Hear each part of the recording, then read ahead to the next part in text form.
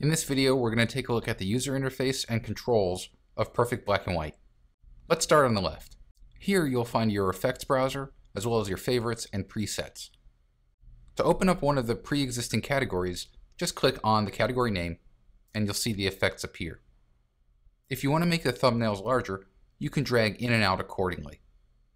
You can also change the way the effects are displayed using single column, double column, triple column, and list view.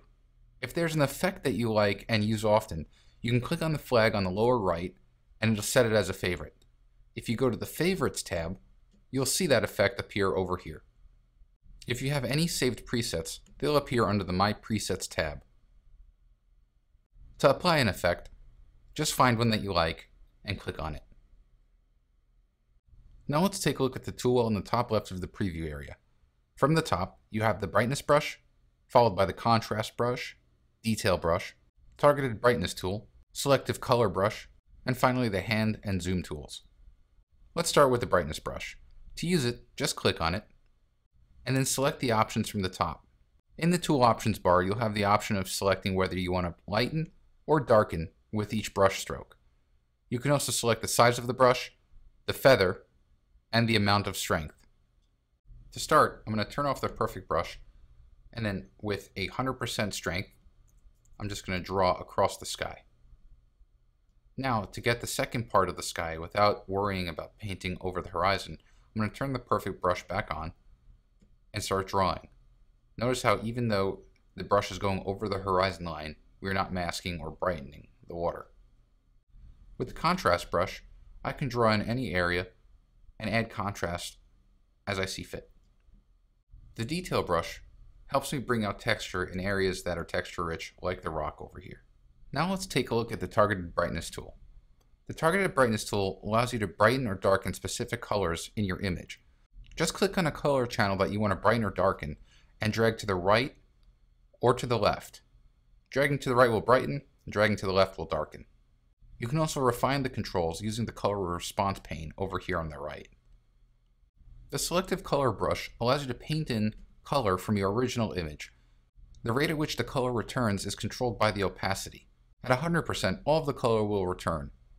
However, if you drop the opacity down to something really low, about 9 or 10%, and start drawing through, you'll start to see a little hint of color return in your image. Now let's take a look at the tool panes on the right side of the user interface. From the top, you have access to the Navigator, Loop, and Histogram. The Navigator allows you to see where you are in your image, as well as zoom in at specific rates. The Loop is a handy tool that allows you to find where you are in your image when you're zoomed in really tight. And the Histogram shows you the distribution of tone in your image, from the shadows on the left, through the midtones, all the way to the highlights on the right. Next is the Tone pane. From here, you can control the brightness and contrast of your image, as well as bring out the black point and the white point if you want to go for more of a flat or high key look. And if you want to recover the shadows or highlights in your image, use the Shadow and Highlight Recovery sliders. Finally, if you want to add detail to your entire image, use the Detail slider. If you want to reset everything to factory, just click on the Reset button at the bottom. Next is the Color Response pane. First, you can choose to apply filter presets which have been built for specific environmental scenarios.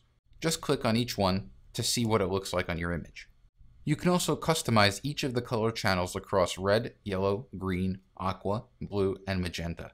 Dragging the slider to the right will increase the intensity of that color channel. Dragging to the left will decrease it. Next is the Tone Curve pane. From here, you can control how contrasty your image will look by adjusting the curve accordingly. The rest of the panes in Perfect Black and White can be controlled on and off. To turn a pane on or off, just toggle the switch on the right. The Glow pane will help give your image an ethereal look by adding a rich, contrasty boost. You can choose the style and amount of glow, as well as the strength or halo. Next is Film Grain. We scanned in a large library of actual film grains that you can faithfully apply to your image just by selecting the one from the film type dropdown. You can also control the amount of the film grain, as well as the size of the grain. Next is Toner. From here, you can control the color of the highlights or shadows in your image. You can first select one of the presets and get a live preview as you hover over them, or you can select the specific colors by clicking on the color swatch under Highlights and Shadows.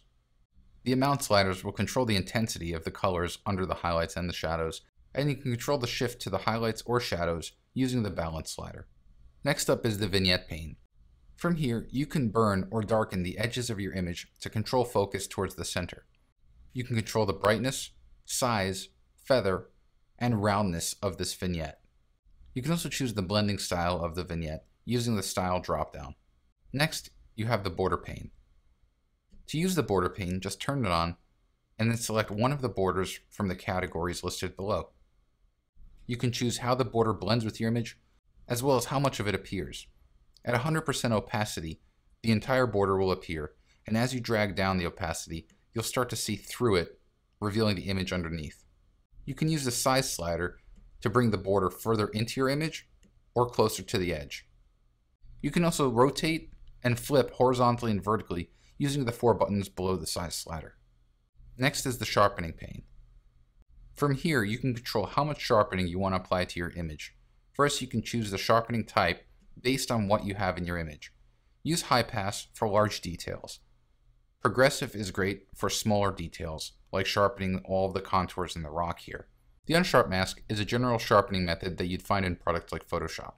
You can control the amount of sharpening and prevent sharpening from occurring in the dark areas and light areas of the image.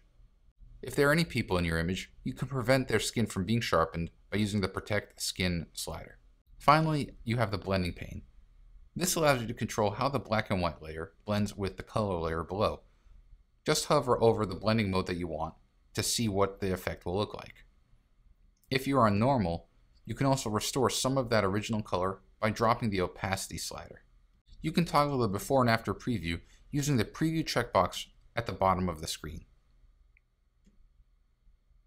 Perfect black and white will be the best companion for you to add drama and elegance to your image.